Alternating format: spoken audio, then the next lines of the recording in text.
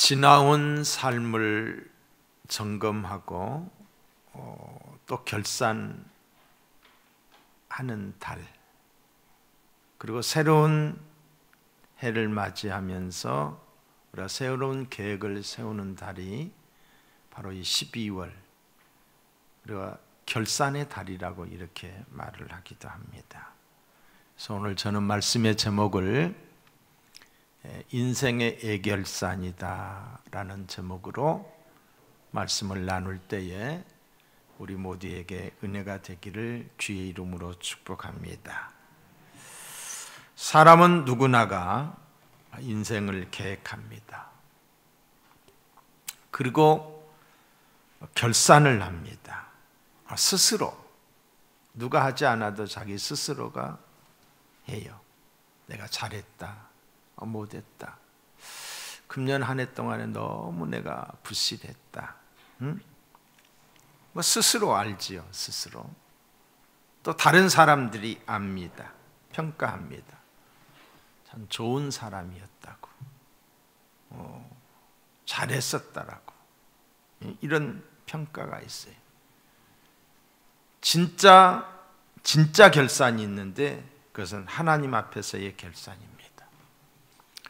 마태복음 25장 23절에 보시면은, 착하고 충성된 종아, 내가 적은 일에 충성하였음에 내가 많은 것을 내게 맡기리니 내 주인의 즐거움에 참여할지어다. 착하고 충성된 종아, 내가 많은 것을 내게 맡기리니 그랬어요. 그러면서 주인의 즐거움에 참여할지어다.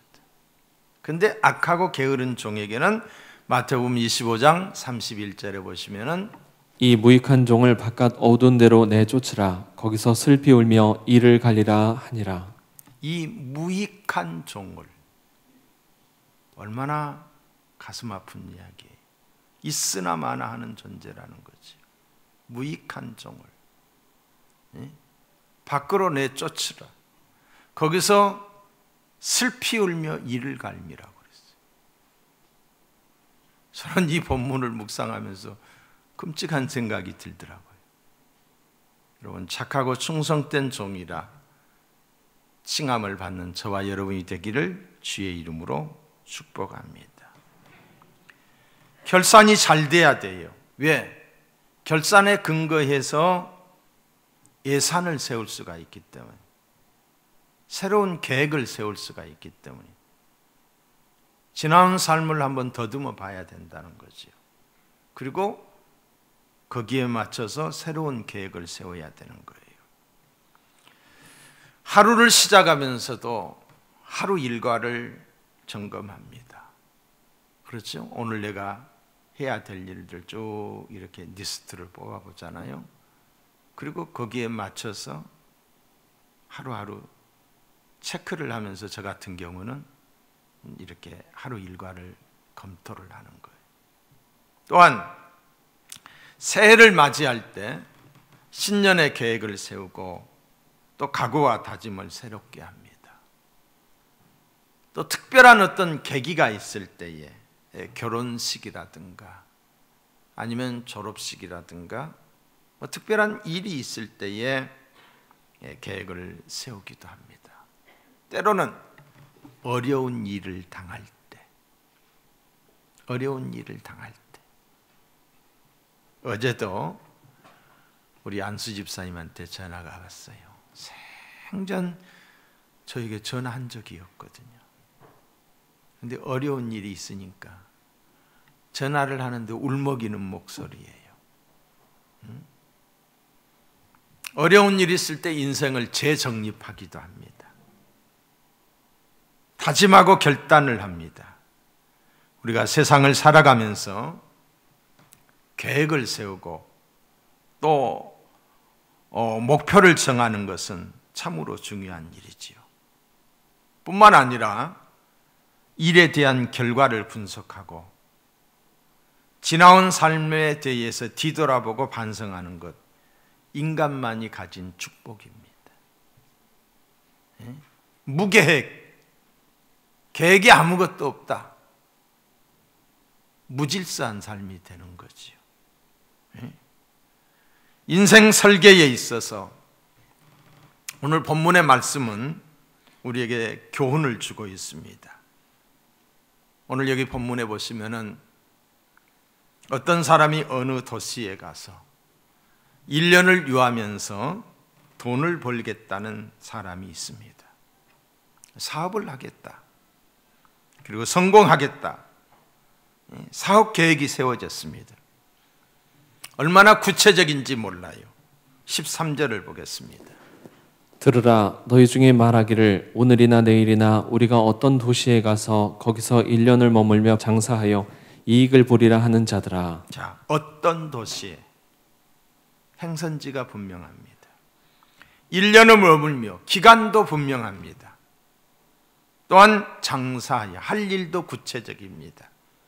그리고 이익을 보리라, 목적도 분명합니다.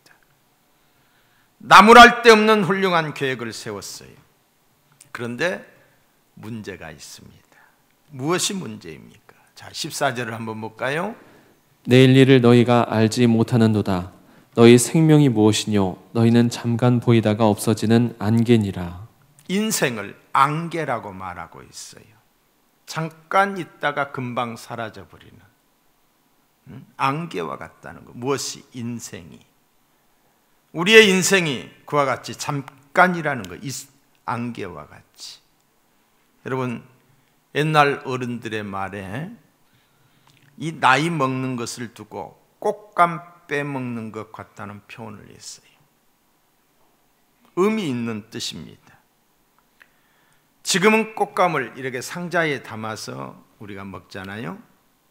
팔고 사서 먹잖아요. 그런데 옛날에는 제 기억에 이 대꼬챙이 같은 이런 거에다가 끼었어요.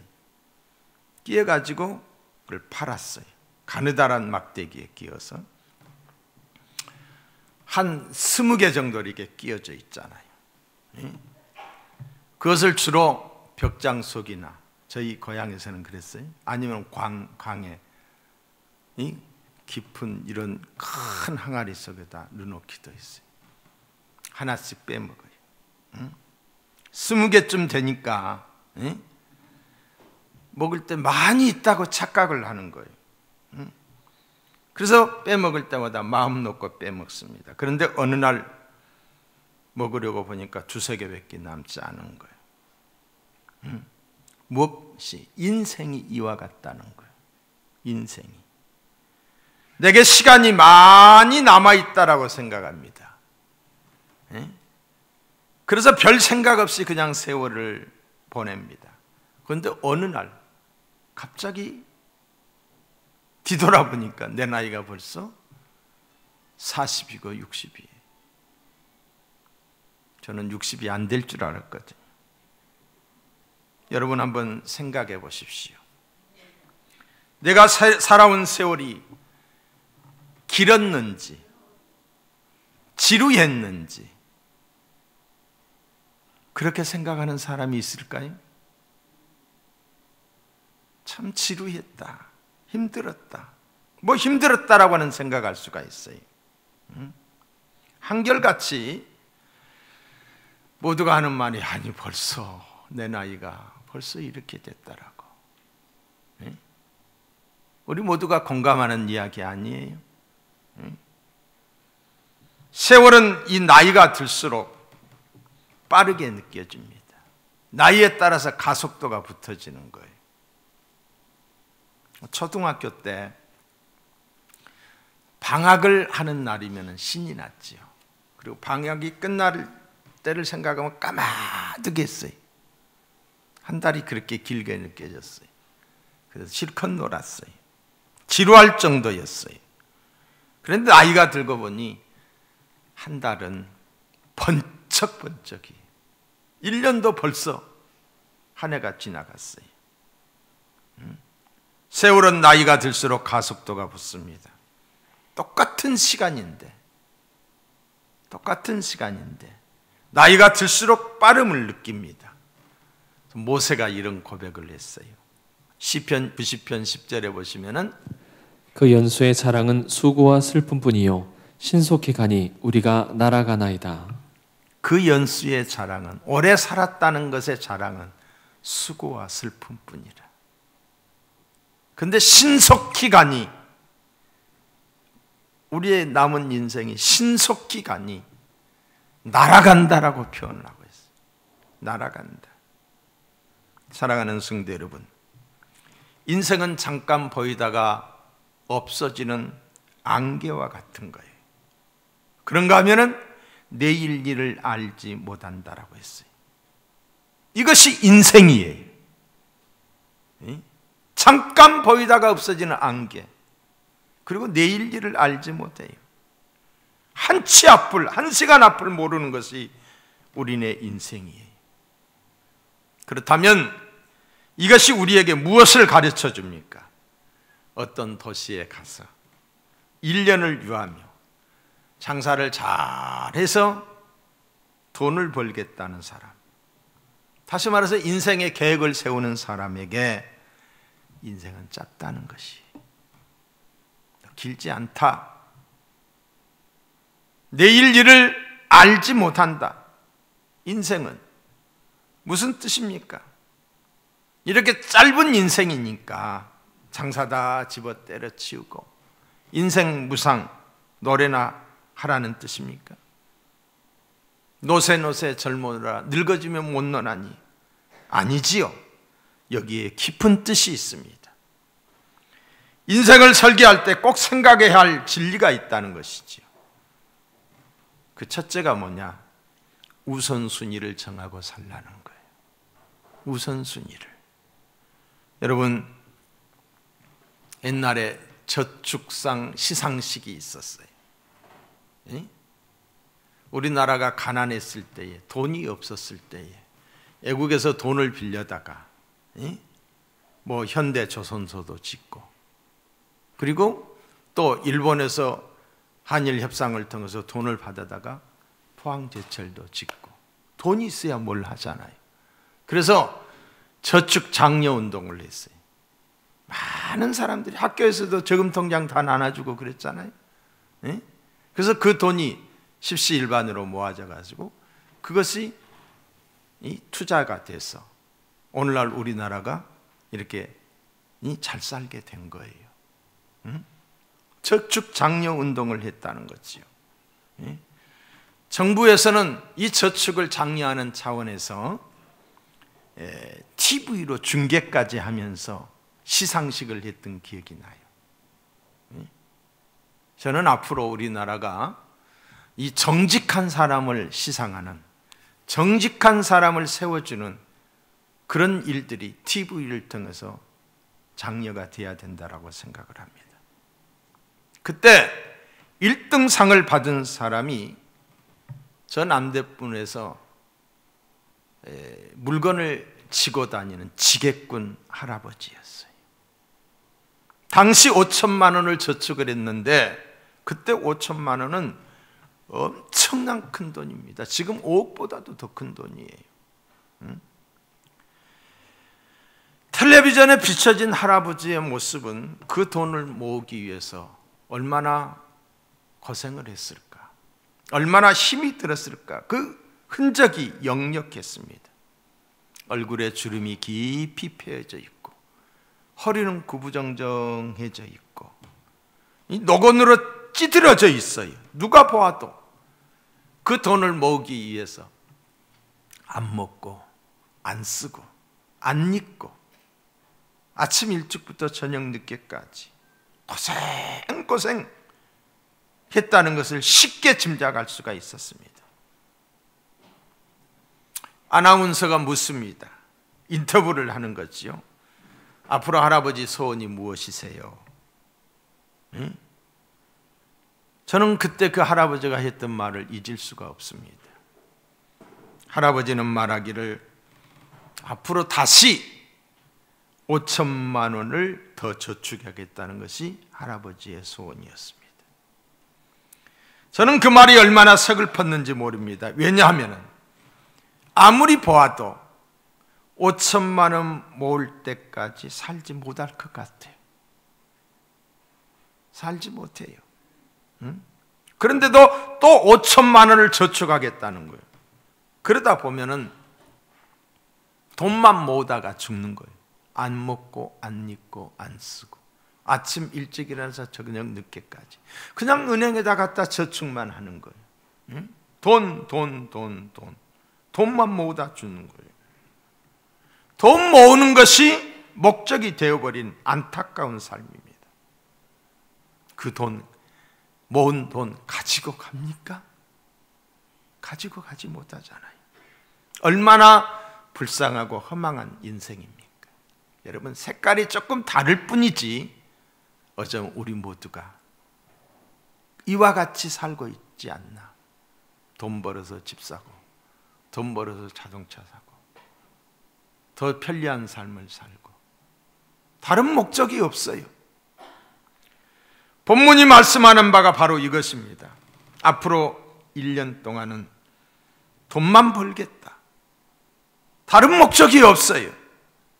돈 버는 것이 최고의 우선순위이고 목적입니다. 다른 모든 일들은 돈 번 다음에 돈 버는 일 때문에 모든 것이 차선이 되어버리는 거예요.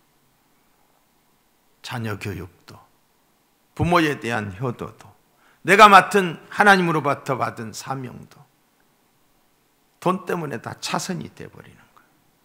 이게 인생의 어리석음입니다.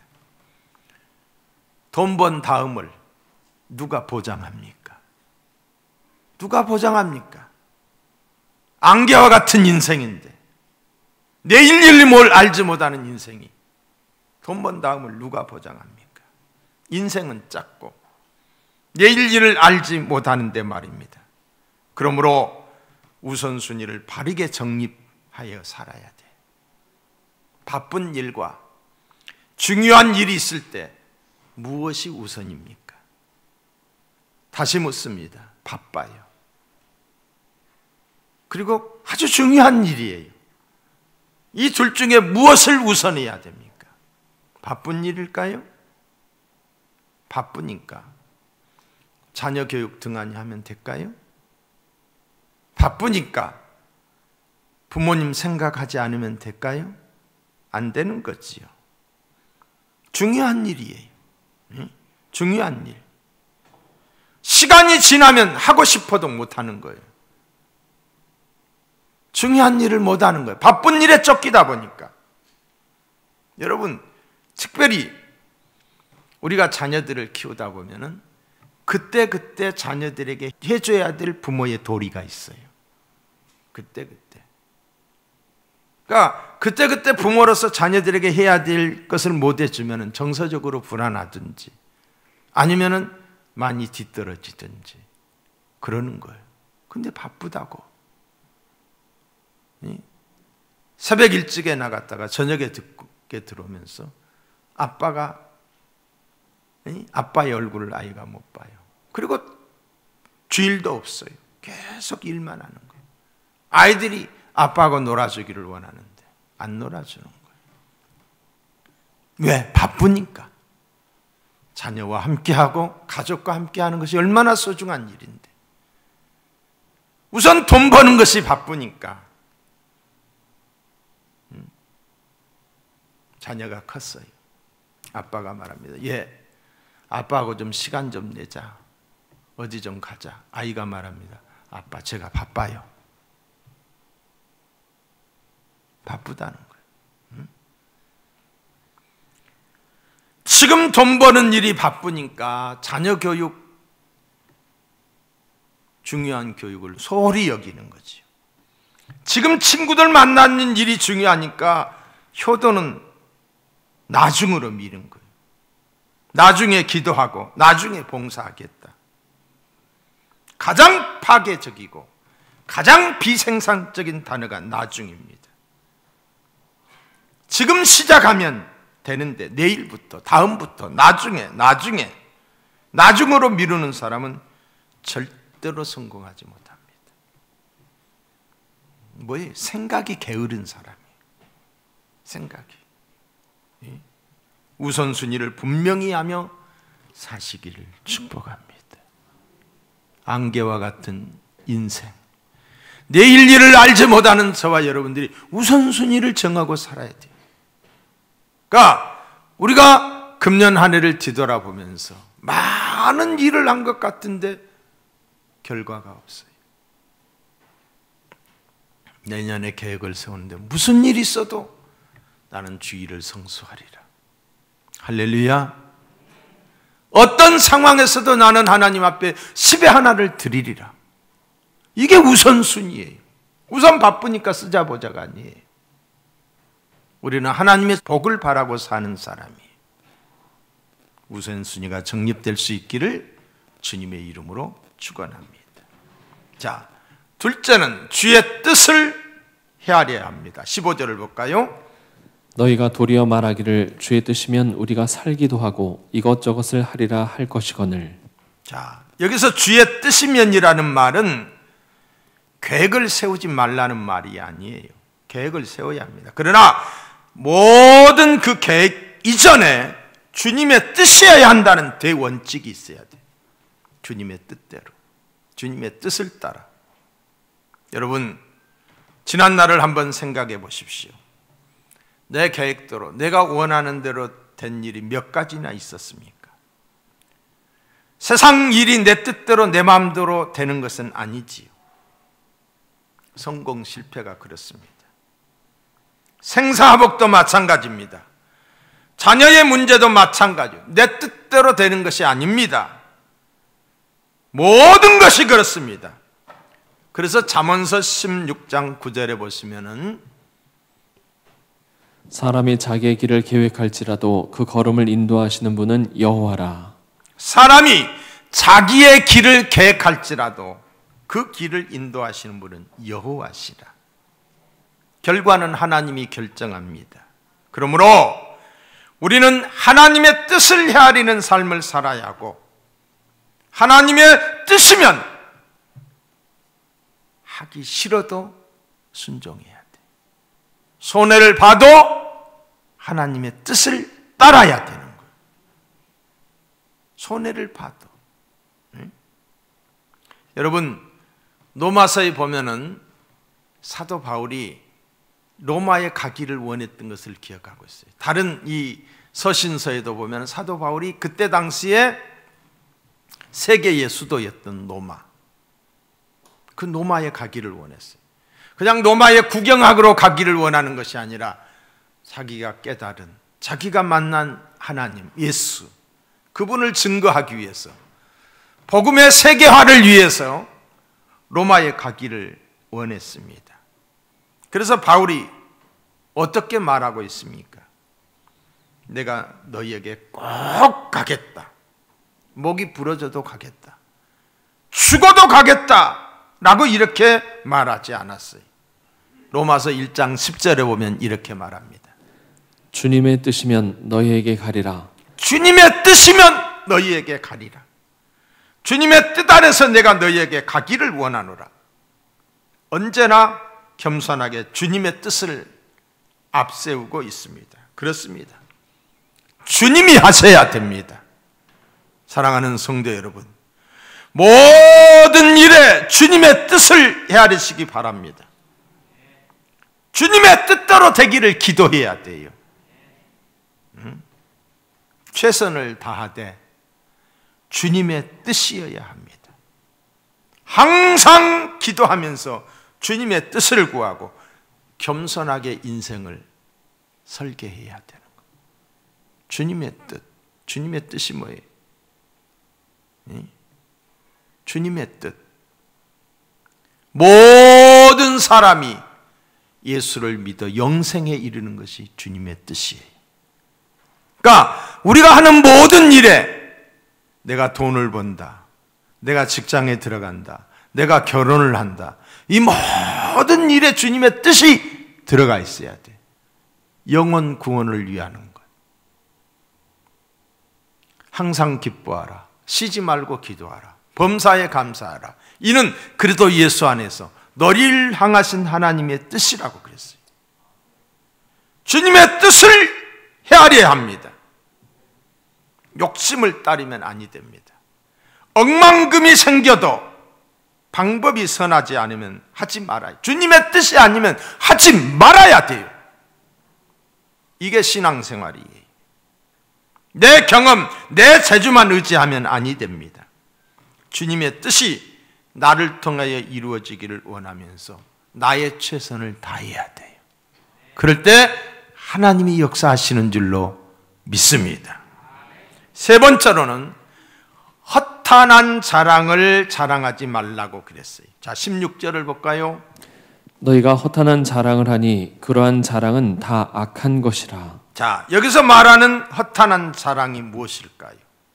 하나님 없이, 하나님의 뜻을 헤아리지 않고 하나님 없이 나는 할 수 있다, 나는 아직 젊다, 나는 건강하다, 나는 가졌다, 얼마든지 내 능력으로 성공할 수 있다, 장담하는 거예요.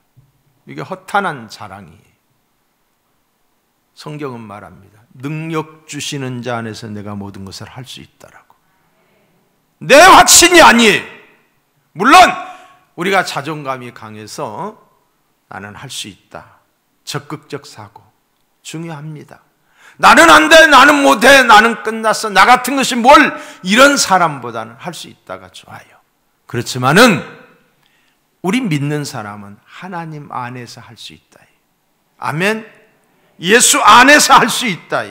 응? 그러니까 하나님 없이 장담한다, 이게 허탄한 자랑이에요. 응? 어리석은 자랑이에요. 자만이에요. 이것을 오늘 본문은 뭐라고 말하고 있어요? 악하다고 말하고 있어요. 악하다. 응?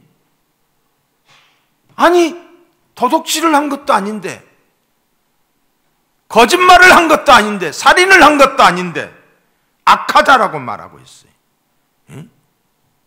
하나님 의지하지 않는 것, 이걸 악하다고 말하고 있어요. 응?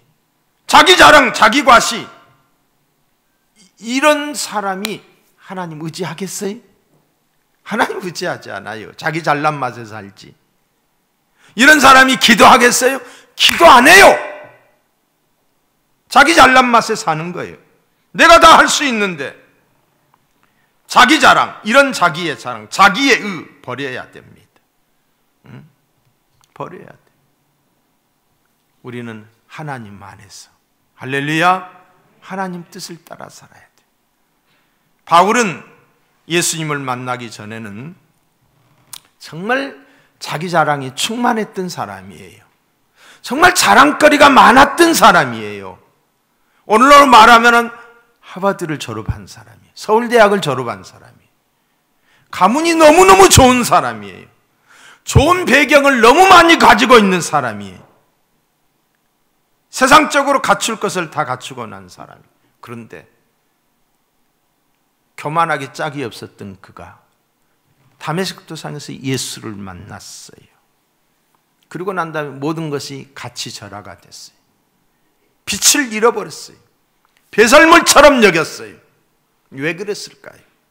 의의 태양 되시는 주님을 만나고 나니까 지금까지 같이 있다라고 생각했던 촛불이 아무 의미가 없어지는 거예요. 전깃불이 아무 의미가 없어지는 거예요. 그래서 사도 바울은 오직 예수만 자랑했어요. 오직 십자가만 자랑했어요. 자랑이 달라졌어요. 허탄한 것 자랑하면 어리석은 인생을 살게 됩니다. 이 허탄한 자랑을 버려야 돼요. 자만을 버려야 돼요. 오직 주님만 자랑하고 주님만 의지할 수 있기를 주님의 이름으로 축원합니다. 네 번째로 선을 행하라 그랬어요. 자, 17절을 보겠어요. 사람이 선을 행할 줄 알고도 행하지 아니하면 죄니라. 선을 행할 줄 알고도 행치 아니하면 죄라고 했습니다. 선을 행할 줄 알고도 행치 아니하면 죄라. 적극적 명령에 순종하지 아니하면 죄라. 도둑질 안 했어요. 간음 안 했어요. 살인 안 했어요. 거짓 증거 안 했어요. 그럼에도 불구하고 선을 행해야 하는 줄 알면서도 행하지 아니한 것이 죄라는 거예요. 나는 도덕질 안 했고 거짓말 안 했기 때문에 죄가 없다. 해야 될 일을 하지 않는 것, 이게 죄라는 거예요. 여러분, 이 죄라는 단어를 보면은 넉사자 밑에 안일비자를 쓰고 있어요. 네 가지 아니하는 것이 죄예요. 첫째, 하나님을 불신하는 것, 믿지 않는 게 죄예요. 둘째, 하나님의 법을 어기는 것, 불법. 성경은 하나님의 법전이에요. 말씀대로 살지 않는 것이 죄예요. 세 번째, 불의가 죄예요. 의롭지 못하는 삶. 네 번째, 불선이에요. 선인 줄 알면서도, 해야 될 일인 줄 알면서도 마땅히 하지 않는 것, 이게 죄예요. 예수님이 말씀하셨어요. 마태복음 25장 42절 이하에 보면 이렇게 나와 있어요. 내가 줄일 때에 먹을 것을 주지 않았고 목마를 때 마실 것을 주지 않았고 나그네 되었을 때 영접하지 않았고 벗었을 때 입혀주지 않았고 병들었을 때와 옥에 갇혔을 때에 돌보지 아니하였느니라. 자, 주님이 책망하신 내용이에요. 먹을 것을 주지 않았다, 돌보지 않았다, 해야 하는데 하지를 않았다라고 했어요. 예수님이 이어서 더 말씀합니다. 마태복음 25장 45절. 지극히 적은 자 하나에게 하지 않은 것이 곧 나에게 하지 아니한 것이니라. 지극히 작은 자에게 하지 않은 것이 곧 나에게 하지 않는 것이라고 했어요. 행하지 않는 것이 죄라는 거예요. 행하지 않는 것이 죄다. 알면서도 행치 아니하는 것이 죄다. 행함이 없는 믿음은 죽은 믿음이라고 야고보는 말하고 있어요. 우리가 알고 있잖아요. 받은 은혜가 많이 있잖아요. 근데 그걸 행하지 않아요. 여러분, 연말이에요. 지금도 어려운 사람이 많이 있지요. 우리 주위에 참 어려운 사람이 있을 거예요. 근데 내년 되면은 정말 어려워질 겁니다. 정말 어려워질 거예요. IMF 때에 가정들이 많이 깨졌어요. 자살을 수도 없이 많이 했어요. 그런데 IMF는 3년 만에 졸업을 했어요. 이건 세계에 있을 수 없는 문제예요. 우리나라, 우리 민족은 대단한 민족이에요. 어떤 위기 상황에 이렇게 지금 4분 5일 돼 있다가도 어떤 위기 상황에 똘똘 뭉칠 거라고 나는 확신을 합니다. 소망이에요. 그런데 내년에는 진짜 어려울 겁니다. 경제적으로도 어렵고 사회적으로도 어렵고. 지금 그런 것이 발표가 안 돼서 그렇지, 세상의 생각을 해보세요. 부모님이 요양원에 계시는데 아파도 가볼 수가 없어요. 그 안에 있는 부모님들이 얼마나 외롭고 얼마나 그립겠어요. 그 안에서 간호사들이 물론 잘해주는 사람들도 있겠지만은 그렇지 못하는 사람들도 있을 거예요.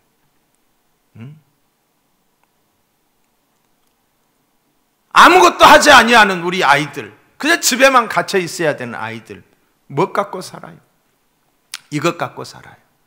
이것이 좋은 역할도 해주지만은 이것이 얼마나 우리 자녀들을 오염시키는지 몰라요. 여기에 중독이 되는, 앞으로 큰 사회 문제가 될 거예요.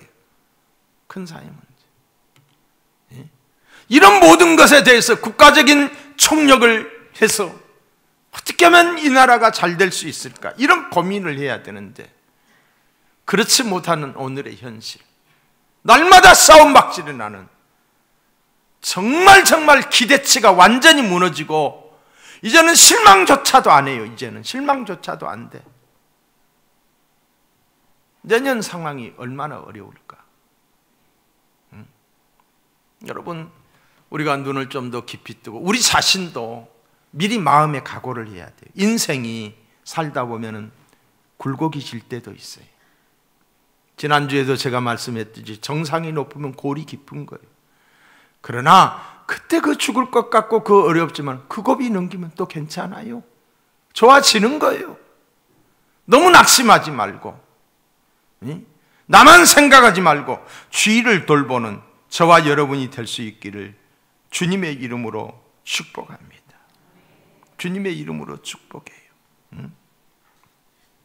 여러분, 세상에는 원금 떼먹는 사람도 많아요. 원금까지 다 떼먹잖아요. 근데 달란트 비유에 보면은 한 달란트 받았던 사람이 원금은 가지고 왔어요. 그렇잖아요. 근데 그 사람을 가리켜서 성경은 악하고 게으른 종이라고 말하고 있어요. 왜 그랬을까요? 내가 가지고 있는 것을 통해서 선한 일을 하지 않은 거예요. 내가 가지고 있는 것을 통해서 주님이 기뻐하는 일을 하지 않았다는 거지요. 그래서 악한 종이라고 표현하고 있어요. 여러분, 왜 선을 행하지 않을까요? 나는 선을 행하지 않겠다, 이런 사람은 없어요. 단지 뭐 하는 거예요? 내일로 미룰 따름이에요. 차차, 나중에, 다음에. 미루는 것이 선을 행하지 못하는 이유예요. 왜 그래요? 욕심 때문이지. 자기밖에 모르는 거지요. 본문의 사람들이 바로 그런 사람들이 아무 도시에 가서 1년을 유하며 돈을 벌겠다라고 해서 선한 일은 돈 번 다음에 그때 하겠다라고 말하는 거예요. 그때! 지금은 바쁘니까. 그런데 성경은 그것을 죄라고 말하고 있어요. 오늘 우리가 해야 될 일을 내일로 미루고 1년 뒤로 미루고 자식들 키워놓고 돈 번 뒤로 미룹니다. 미루기 때문에 행치 못하는 것이죠. 선한 일 지금 하는 거예요. 기회가 있을 때에 주의 일은 지금 행하는 거예요. 선한 일, 주님이 기뻐하는 일을 미루시면 아니 됩니다. 핑계대도 아니 됩니다. 거절해서도 아니 됩니다. 지금 못하면 다음에는 더 못합니다. 어렵고 힘들 때 못하면 좋을 때는 더 못합니다. 어려울 때 하셔야 돼요. 내가 어려울 때일수록. 여러분, 분명한 진리 심지 않고는 거두지 못하는 거예요. 어려우니까 좋은 일 해야 되는 거예요. 그래야 축복의 꽃이 피는 줄로 믿습니다. 우리 교회는 한 사람도 이 봉사와 헌신하는 에 있어서 소외된 자가 없기를 바라요. 게으른 자가 없기를 바라요. 사역 신청서가 매년마다 주어지고 있어요. 힘을 다해서 주의 일에 힘쓰세요. 왜? 교회에서 못하면 밖에서도 못해요. 선한 일에 앞장서야지요. 뭘 하든지 해야지요. 내게 있는 시간이, 내게 있는 건강이, 내가 가지고 있는 재능이 교회 안에서도 쓰임받고 밖에서도 쓰임받아지. 악하고 게으른 종이 돼서는 아니 될 줄로 믿습니다. 평생 절에만 다녔어요. 그런데 하나님의 은혜로 예수를 믿게 되었어요. 70이 넘어서야 교회를 처음 나왔어요. 나오는 순간부터 하나님이 그분에게 은혜를 주셨어요. 근데 똑똑하신 어르신이셔요. 할머니인데. 여러분, 예수를 믿는 것도 흐리멍텅하면 믿는 것도 흐리멍텅하게 믿어요. 비록 절에 다녔지만 이 노인장은 아주 사철하고 똑똑하신 분이에요. 교회를 나오는 순간부터 말씀에 깨달음이 주어져요. 말씀이 꿀과 같이 달아지는 거예요. 말씀을 제대로 받아들이니까 신앙이 성장해지는 거예요. 성숙해졌어요. 교회를 누구보다도 먼저 오는 거예요. 그리고 성경을 읽기 시작하네요. 그런데 안타까운 일이 생겼어요. 배가 아파서 병원을 갔어요. 병원을 갔는데 장암이라는 판정을 받았어요. 사형 선고나 마찬가지. 교회에 이제는 출석도 못하게 되자 목사님이 신방을 가요. 신방을 가면은 예배를 드리곤 하는데 마치 하나님이 온 것이냐. 여러분, 절에 다니는 사람들의 그 정성 드리는 걸 보면요, 우리 예수 믿는 사람들 회개해야 돼요. 그 전에 제가 시골에서 목회할 때 그 보살 할머니 교회 올 때마다 새벽마다 목욕을 하고 와요. 그게 불공을 들이면서 몸에 밴 삶이었어요. 새벽마다 머리 딱 하고, 그리고 나보다 먼저 와서 교회 불 켜놓고 내가 들어오면 합장하고 나한테 인사를 해요. 얼마나 정성을 다하는지 몰라. 아마 이 할머니도 그랬을 거예요. 하나님처럼 생각한 거예요. 응? 응? 자기는 못 먹으면서도 그냥 목사님에게 못 드려서 그냥 아쉬워하면서, 응? 천국을 소망하며 늘 이런 찬송을 불러주기를 원했어요. 하늘 가는 밝은 길이 내 앞에 있으니 슬픈 일을 많이 보고 늘 고생하여도. 고마워요.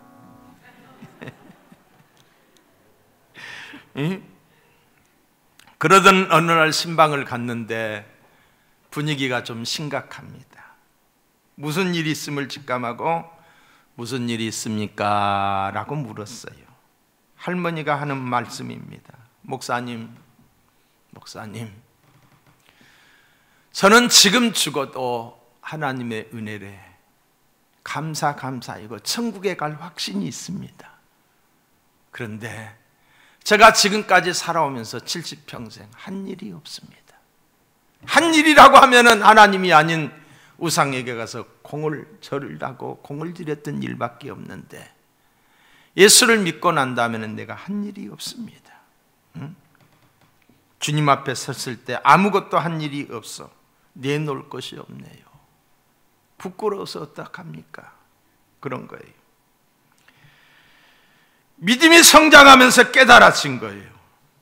지금까지 예수를 믿고 구원받았던 사실로 기뻐하기는 했지만은 깨닫고 보니까 주님 앞에 섰을 때에 아무것도 한 일이 없다는 것을 알게 되었고 이것이 부끄러움이 되었던 것이지요.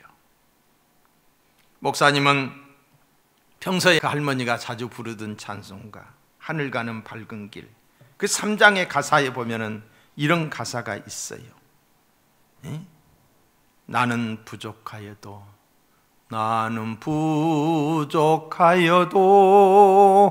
영접하실 터이니. 할머니 이거 보세요. 부족하여도 하나님이 영접하신다고 하잖아요. 주님이 한 일이 없고 부족한 것은 사실이지만 그러나 걱정하지 마세요. 천국에서 하나님이 기다리고 계십니다. 이유는 하나님이 할머니를 사랑하시기 때문에. 이유는 예수님이 할머니를 위하여 십자가에서 몸을 버려 죽으셨기 때문에. 신방을 마치고 내려오는 발걸음이 무거웠습니다. 하나님, 저렇게 귀한 할머니에게 한 번 더 시간적 여유를 주셔서 하나님 영광 위에 열심히 일하다가 하나님 나라에 갈 수 있도록 해 주시옵소서.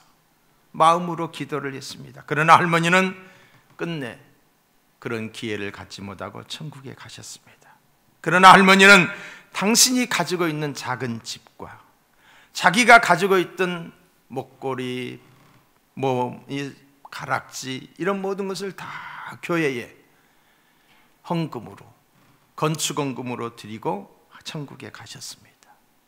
여러분, 우리에게는 시간이 있고 젊음이 있습니다. 건강도 있고 재능도 있고 물질도 있습니다.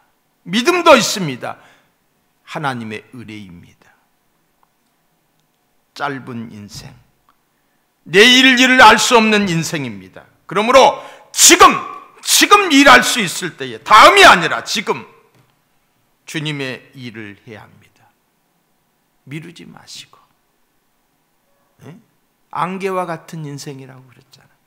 내일 일을 알지 못한다고 그랬잖아요. 지금 일하셔야지.